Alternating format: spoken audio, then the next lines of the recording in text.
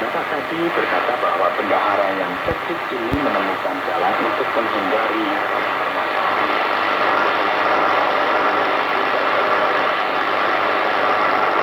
Bisa untuk diterima. Wah, Pak Ati, saya tidak tahu apakah saya bisa menghindar dari pertanyaan ini. Karena ini bukanlah suatu pertanyaan yang mudah ya. Kita belum mengerti jika kita melihat firman Tuhan ini. Banyak hal yang dinyatakan oleh Allah kepada kita merupakan sesuatu yang absolut. Dan hal tersebut tidak bisa salah. Mungkin juga bisa diterjemahkan dengan cara berbeda tergantung keadaan masing-masing. Tidak demikian. Tapi yang salah adalah salah. Kita tidak dapat bernegosiasi dengan nilai-nilai yang absolut. Namun demikian kita perlu mengerti dengan penerjemahan yang sesuai dengan pedoman ini. Pendapat ini sebenarnya merupakan seseorang yang cerdik dan dia menghindari masalah itu dengan cara yang salah. Dia melawan ketidakadilan. Ketika kita terbiasa dengan realitas kita, yaitu dengan menghindar dan melakukan sesuatu yang tidak jujur, yang merupakan sebuah kesalahan dan biasanya berkaitan dengan sesuatu yang buruk. Namun terkadang kita bisa menghindari suatu hukum untuk menyelesaikan suatu persoalan. Ya, misalnya seseorang sedang mengantri di rumah sakit. Ada peraturan bahwa setiap orang harus mengantri. Namun demikian ada seorang yang sekarang berdasarkan aturan, orang ini perlu menunggu sampai pada gilirannya. Berdasarkan aturan, orang ini perlu menunggu sampai kepada gilirannya. Namun tidak bisakah kita menghindari aturan ini supaya orang ini mendapatkan perawatan terlebih dahulu? Dan hal ini perlu dilakukan. Jadi terkadang menjadi kreatif dan tidak melanggar aturan itu langsung diperlukan. Dan penting sekali untuk kita memperhatikan supaya kita tidak terjebak dalam legalisme yang konyol dan tidak masuk akal ini. Dan berikut ada ayat yang ke-9 dari pasal yang ke-16 kitab Lukas ini. Sepertinya ini merupakan sesuatu yang cukup rumit. Dikatakan di sana bahwa kita menggunakan harta untuk mengikat persahabatan dengan diri sendiri dan engkau akan diterima di kemah abadi. Ini maksudnya bagaimana Pak Yones? Tentu ayat 9 merupakan ayat yang paling sulit di sini. Dan ketika kita membacanya, kita akan menjadi bingung. Namun mari kita mengingat apa yang terjadi di sini. Bendahara yang cerdik ini dikomentari karena ketika masalah sudah datang, dia memiliki cara untuk melewati masalah tersebut dan akhirnya memutuskan untuk tidak menagih lebih dari nilai yang sebenarnya. Dia berhutang dari tuannya yang akhirnya akan menguntungkan dia di masa depan nanti. Dan apa yang orang-orang lakukan adalah mereka mencoba melakukan segala sesuatu yang mereka bisa untuk mendapatkan keuntungan dalam kehidupan itu tanpa memusatkan perhatiannya kepada masalah-masalah yang benar-benar penting. Apa yang terjadi di sini? Yang akan dikatakan oleh Tuhan adalah engkau bisa melihat bagaimana dunia bekerja seperti ini. Dan kita menggunakan kekayaan dunia saat ini, segala sesuatu yang kita miliki di sini, barang-barang kita, sumber daya kita, dan segala sesuatu di dunia ini sudah tercemar dengan dosa. Jadi bagaimana uang bisa mempengaruhi realitas dari surga? Pakailah uang ini dengan tidak memanfaatkan orang lain. Kamu pakailah uang ini untuk apa? Memberkati orang lain. Misalnya, jika Anda memberitakan firman Tuhan, memberitakan Injil kepada seseorang yang mereka menerimanya, Anda bisa membantu orang dengan memberikan apa yang menjadi keperluan mereka. Dan apa yang terjadi? Sayangnya tidak ada lanjutan cerita ini. Ketika kekayaan ini sirna, kita tidak bisa lagi berurusan dengan hal ini karena suatu hari nanti semuanya akan lenyap dan kemudian kita akan menerima kehidupan yang kekal. Dengan kata lain, kita akan menerima ucapan syukur dari orang-orang ini yang telah kita tolong untuk kekekalan melalui apa yang kita miliki yang sementara di dunia ini. Dan yang berikut masih berkaitan dengan uang. Ketika kita harus memilih antara Allah dan uang, sepertinya hal ini sedikit membingungkan. Tapi kalau kita berbicara mengenai hal ini, siapakah Mamon yang disebutkan dalam bagian ini? Ya, pada waktu itu Mamon dikenal sebagai dewa uang. Dan mengenai kasus ini tidak mudah untuk menentukan pilihan antara kedua hal ini. Namun bagi kebanyakan orang sebenarnya ini tidak ada kaitannya dengan memilih antara kedua hal ini. Uang bukanlah masalah itu sendiri. Uang hanyalah masalah angka atas kepemilikan seseorang dalam kehidupan bermasyarakat. Masalahnya adalah uang ini telah menjadi lambang dari kekuasaan. Itu masalahnya. Sedangkan orang yang nggak mengerti suatu fakta bahwa Allah adalah yang berkuasa dan kepada Dia kita harus tunduk, akhirnya kita akan diperhamba oleh uang dan kehilangan semua perhatian kita kepada Allah dan kepada orang-orang di sekitar. Maka yang terjadi, orang bekerja sepanjang hari dan sepanjang malam hanya demi melayani uang. Ada banyak orang yang menghancurkan keluarga mereka, hubungan mereka, hanya karena mereka menginginkan sesuatu yang lebih. Dan akhirnya mereka tidak bisa menikmati semuanya. Itu luar biasa sekali kan? Oleh karena itu, memilih antara Allah dan uang merupakan sesuatu yang berat. Namun kita perlu melakukan hal tersebut.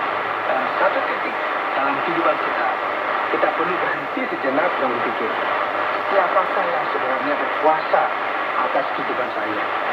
Apakah keinginan saya untuk mendapatkan sesuatu yang lebih, untuk mendapatkan sumber-sumber dan kekuasaan telah mengendalikan hidup saya?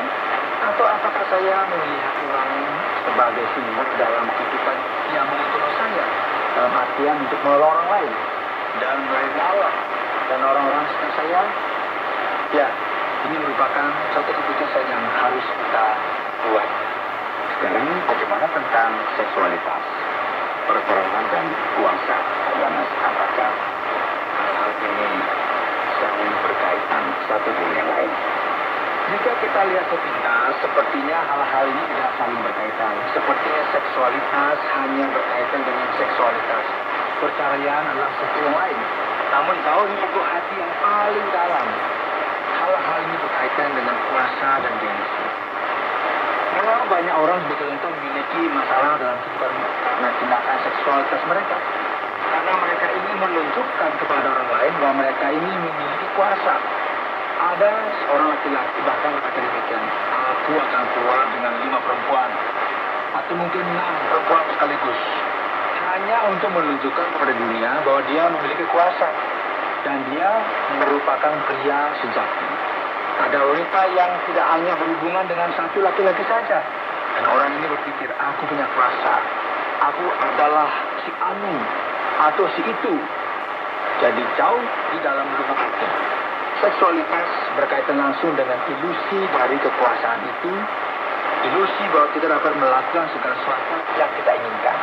Oleh karena itu, karena kita sedang membahas uang yang berkaitan dengan ilusi atau kekuasaan, Yesus akan menunjukkan sesuatu yang lain dan dia berkata, jadi jika engkau menikah dengan seseorang, engkau senang karena dia menemanimu, akhirnya engkau sudah penuh dengan mereka, mengapa dengan mudahnya engkau mau meninggalkan mereka?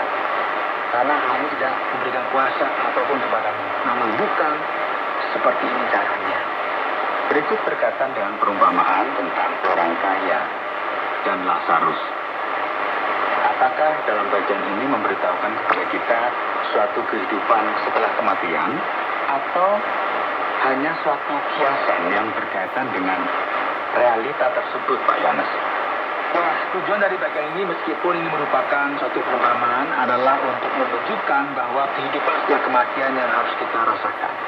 Tujuannya jelas, ini merupakan suatu pemisahan yang kita kenal sebagai sorga, yaitu tempat di mana Allah berada, dan tempat hukuman yaitu Saul atau Hades, yaitu dalam dunia orang mati, yaitu mereka yang terhilang.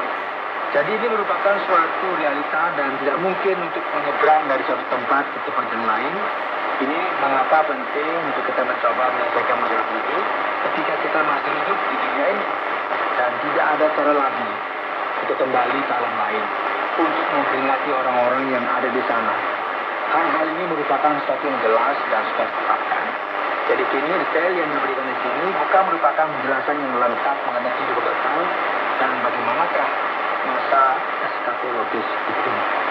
Kita berpikir tentang apa yang terjadi di dunia lain. Mereka yang menerima lebih dalam tentang kehidupan ini, apakah mereka akan menderita setelah meninggal? Lantas bagaimana kita bisa memahami tentang ayat yang ke-25 ini, Pak Yohanes? Sebenarnya ini tidak seperti itu ya. Dalam kasus orang kaya dan Lazarus ini, penekanan yang diberikan adalah kekayaan yang menjadi suatu prioritas dalam kehidupan ini. Ada banyak orang kaya yang benar, Dan Alkitab tidak akan menghukum mereka. Masalahnya sekali lagi adalah jika kekayaan tersebut telah menjadi prioritas utama dalam kehidupan. Itu berarti. Jadi sekarang mari kita perhatikan bagaimana kita dapat mengaplikasikan pada bagian ini dalam kehidupan kita sehari-hari. Pendengar yang dikasihi oleh Tuhan, hari ini dalam program Jalan 66, kita telah memperhatikan kitab Lukas pasal 16. Dan tema kita adalah uang, seksualitas, dan kuasa. Kita telah mendengar cerita tentang seorang bendahara yang cerdik ini. Kita juga telah mendengar cerita tentang Lazarus dan orang kaya. Kita telah belajar mengenai apa artinya memprioritaskan sesuatu dalam kehidupan kita. Jadi bagaimana kita tahu kita ada di sisi mana? Bagaimana kita mengujinya? Bagaimana kita tahu bahwa sesuatu itu benar-benar penting dan berharga? Satu-satunya cara untuk kita mengetahui apakah harta dan kekuasaan telah menjadi Allah dalam kehidupan kita adalah dengan kita memperhatikan dari hal-hal kecil. Mereka yang dapat dipercaya dalam hal-hal kecil, mereka juga yang dapat dipercaya dalam hal-hal yang besar. Jadi, mari kita jawab pertanyaan ini dengan penuh kesetiaan. Saudara pendengar, karena waktu yang tidak memungkinkan, kita akhiri program Jalan 66 kali ini. Apakah saudara ingin mengetahui terlebih mengenai kehidupan dan pengajaran Yesus? Kami menantikan Anda untuk mengikuti pelajaran berikutnya dalam lanjutan pembelajaran tentang apa yang diajarkan Yesus Kristus kepada kita. Saudara, program Jalan 66 mengundang Anda untuk terus bersama dalam seri pembelajaran Alkitab yang memberikan pelajaran menyeluruh tentang firman Tuhan.